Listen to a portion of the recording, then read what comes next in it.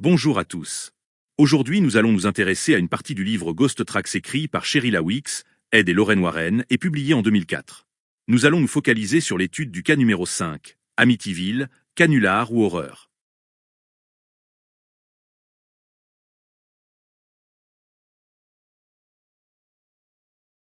Le 13 novembre 1974, vers 3h30 du matin, la mère d'Ed Warren est décédée. Le même jour et à la même heure, Ronald DeFeo Sr., sa femme Louise et leurs enfants Dawn, Allison, Mark et John Matthew ont été tués d'une balle à Amityville située à Long Island. Le seul survivant, Ronald DeFeo Jr., a été reconnu coupable des meurtres. Début 1976, une chaîne de télévision a demandé au couple Warren d'enquêter sur une maison hantée située à Long Island de laquelle une famille, effrayée, a pris la fuite. Dans un restaurant, les Warren ont rencontré George Lutz, le propriétaire de la maison. Ce dernier souhaitait que les Warren voient d'eux-mêmes la situation. George Lutz et sa famille ne voulaient plus revenir dans la maison, ni prendre quoi que ce soit. George et Cathy Lutz se sont installés dans la maison d'Amityville en décembre 1975. Ils savaient quelle avait été son histoire récente, mais cet événement avait fait baisser le prix de la demeure. Cependant, moins d'un mois plus tard, la famille a fui, laissant tout derrière son passage. Le livre et le film intitulé The Amityville Horror ont fait la notoriété de la maison, attirant des amateurs de sensations fortes et des pseudo-experts.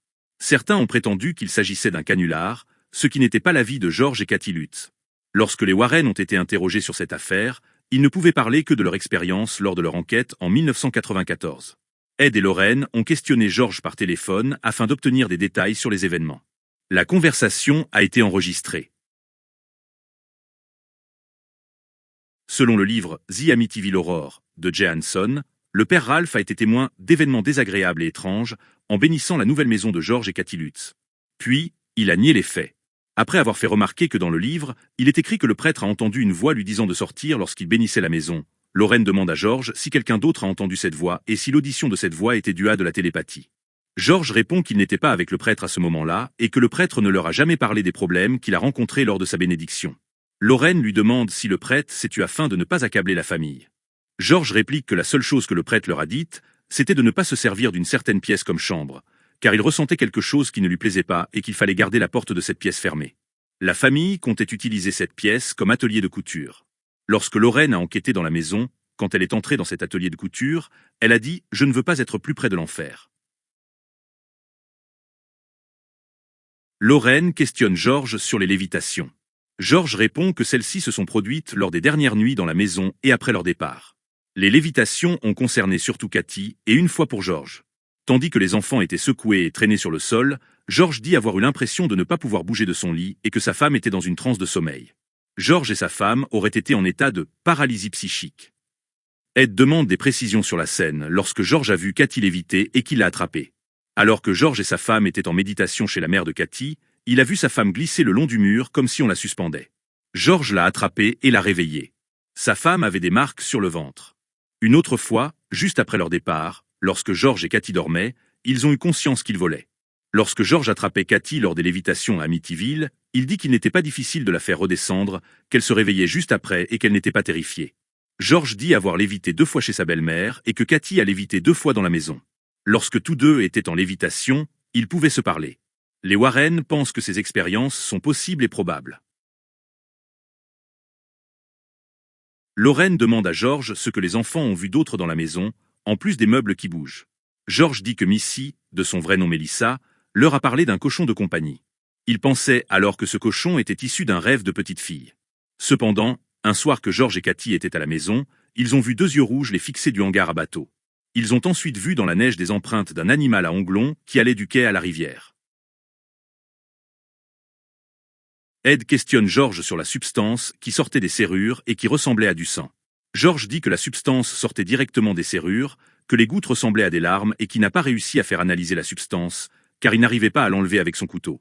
Il raconte qu'il y avait une autre substance qui ressemblait à de l'huile verte ou à de la gelée, qui semblait se déplacer de pièce en pièce. Cette substance était principalement présente dans la salle de couture et dans la chambre des parents. Elle disparaissait dans la journée, mais était présente le lendemain matin. Durant les 3 premières semaines, la famille a essayé de trouver des explications aux phénomènes étranges. Quand ils n'ont plus pu les expliquer par des causes physiques, ils sont partis. Lorsqu'Ed l'interroge sur les apparitions d'un monstre à capuche qu'ont vu les enfants, George répond que lui et sa femme l'ont également vu dans la cheminée. Il avait pris l'apparence d'une silhouette, sans visage et avec une capuche à moitié arrachée, que le feu a transformé en briques de la cheminée. George dit avoir revu l'apparition lors du dernier jour quand lui et sa famille essayaient de sortir de la maison.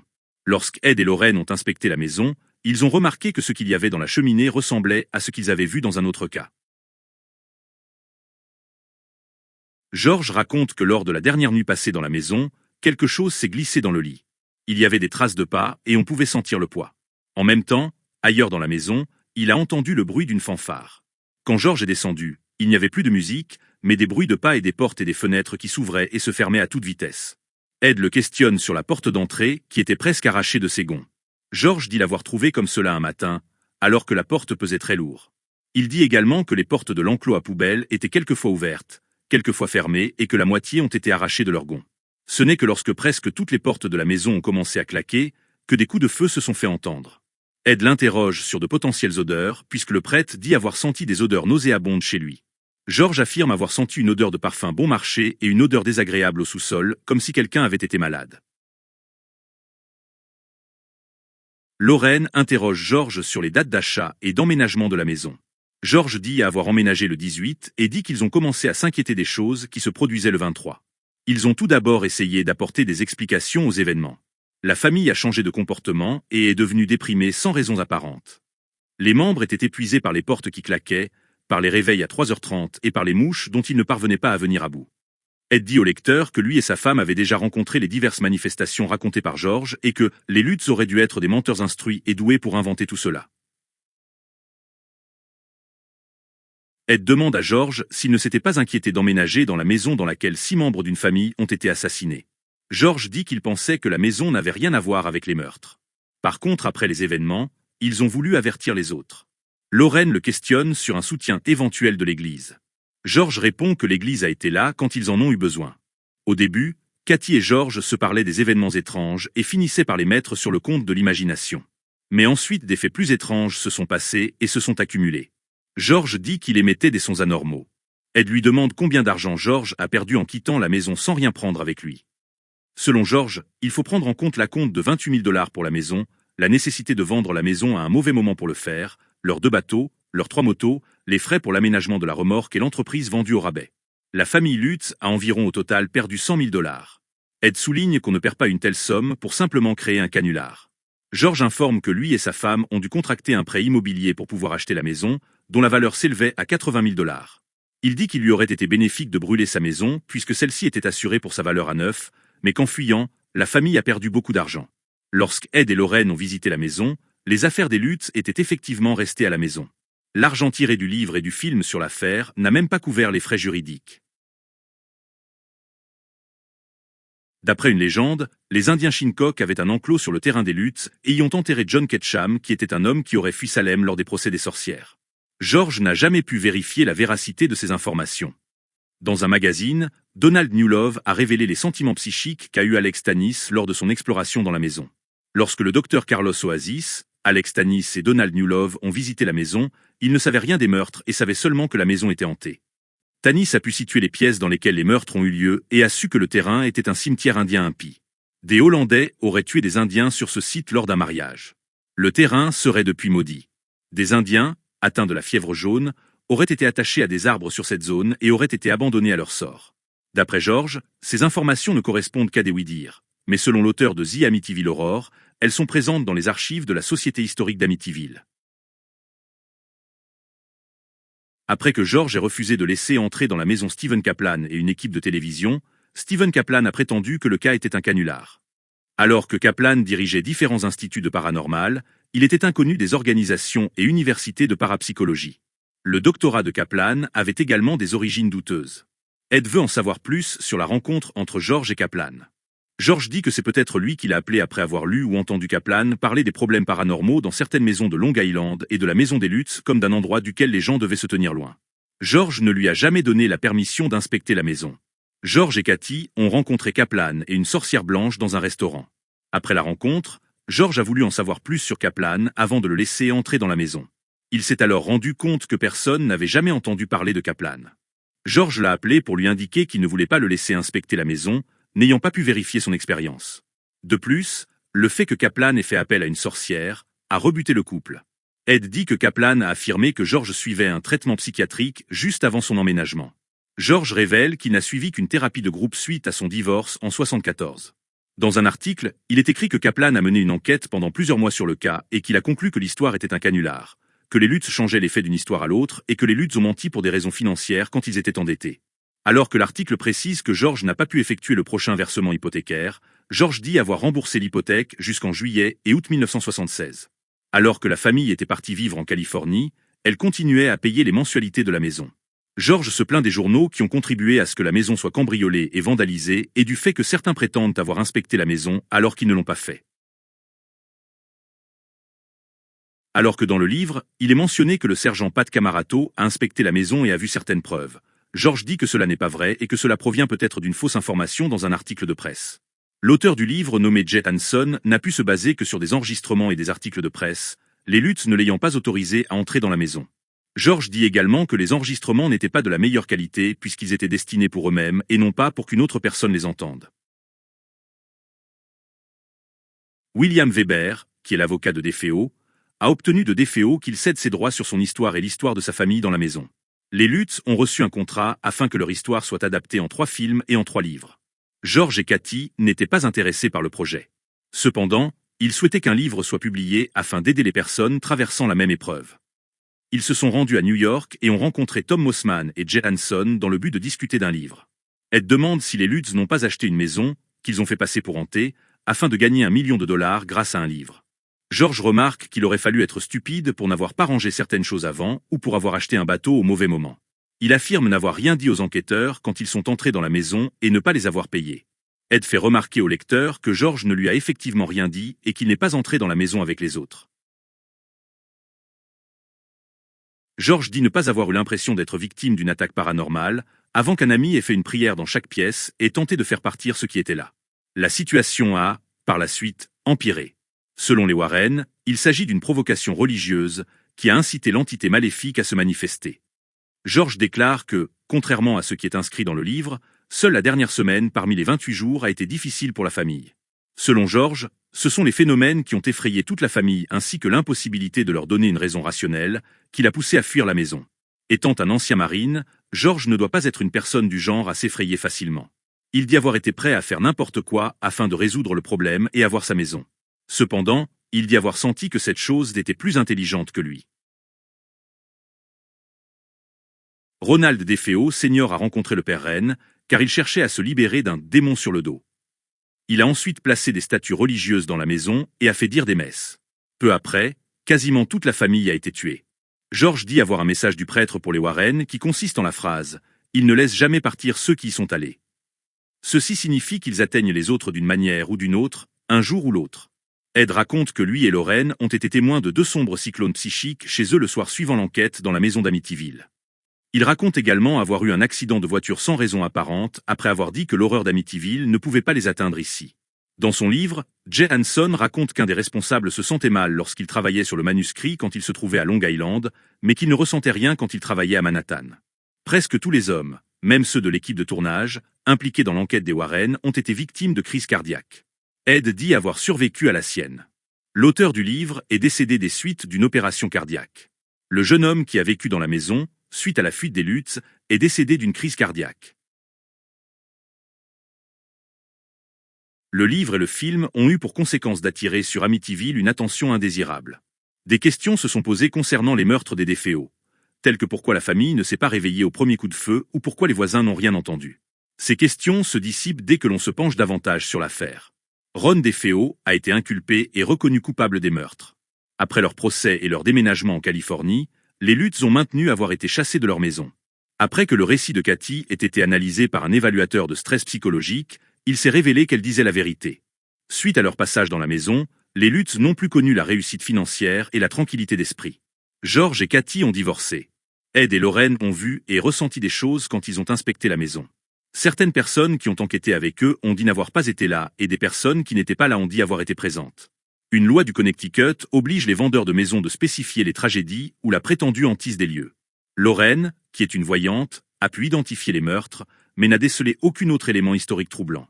Elle a toutefois discerné une présence maléfique dans la maison. On peut se poser des questions sur un accord qui aurait pu exister entre les avocats de DeFeo et les Lutz.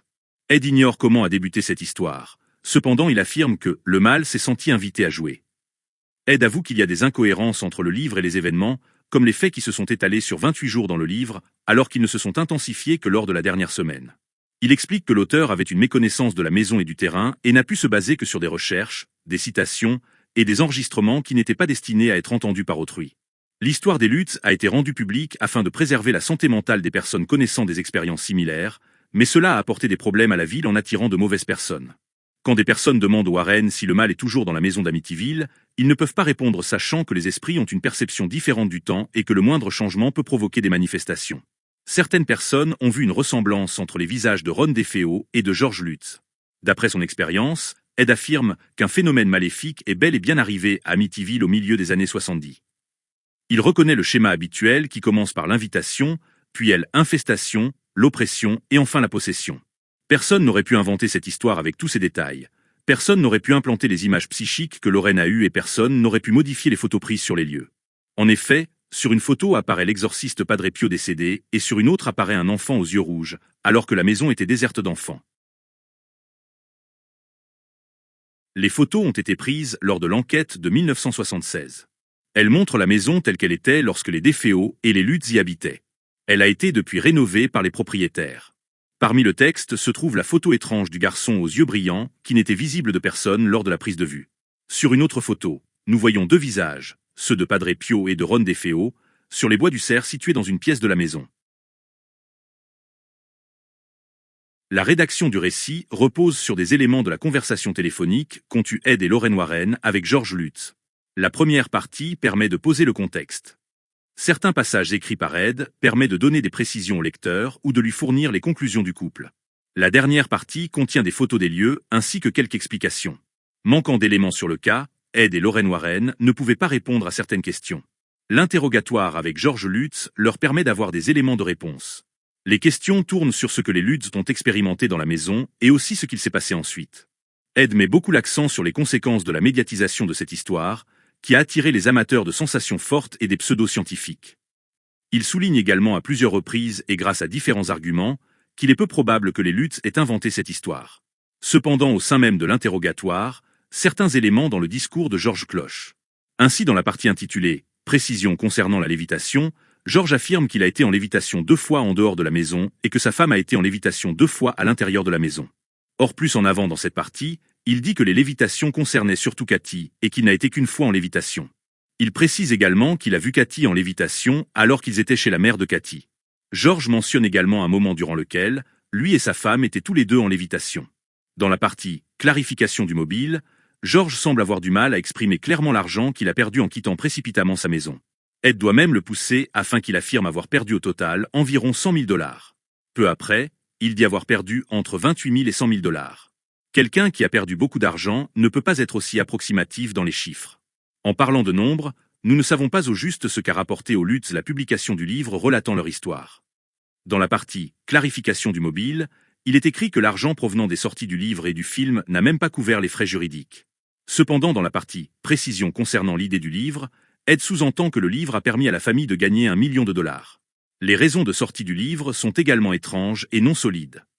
George dit que le livre pouvait apporter une aide psychologique à Ronald DeFeo et aider d'autres personnes traversant la même épreuve. Ed écrira que l'histoire des Lutz est devenue publique, afin de protéger la santé mentale d'autres personnes susceptibles d'être terrorisées par des événements similaires. Les enregistrements qu'ont fait George et Cathy sont également étranges. Il est singulier d'enregistrer sa voix dans le seul but de destiner l'enregistrement à un cercle privé. George affirme que les enregistrements étaient réalisés afin que lui et Cathy puissent se souvenir des informations. Cependant, au moment de la création du livre, les enregistrements leur ont servi à ne pas revivre tout cela. Ed écrira que ces enregistrements étaient pour préserver la santé mentale des Lutz. En dernier lieu, il semble bizarre que les Lutz filtraient avec autant de sévérité les entrées des personnes dans leur maison. Qu'ils aient empêché Kaplan d'entrer dans la maison car ils n'ont pas réussi à vérifier son expérience s'explique, mais qu'ils n'ont pas laissé entrer l'auteur du livre ne s'explique pas. George explique qu'il filtrait les entrées, car il ne voulait pas de charlatans pour leur santé mentale et celle des autres. George dira qu'il n'a pas laissé entrer l'écrivain, car il pensait qu'il serait plus en sécurité s'il n'avait pas de contact direct avec la maison. Par ailleurs, les Lutz semblent être bien présents à Long Island pour des personnes qui ont déménagé en Californie. George and Kathy Lutz moved into the Amityville house December 1975, excited with the prospect of providing a nice home, despite its tragic history, for their family and business. They were aware of the home's tragic history, but that only made the price too attractive to pass up. It was a large home in a desirable neighborhood, on the water with a boathouse and a swimming pool. This was more than they hoped for, but still well within their budget.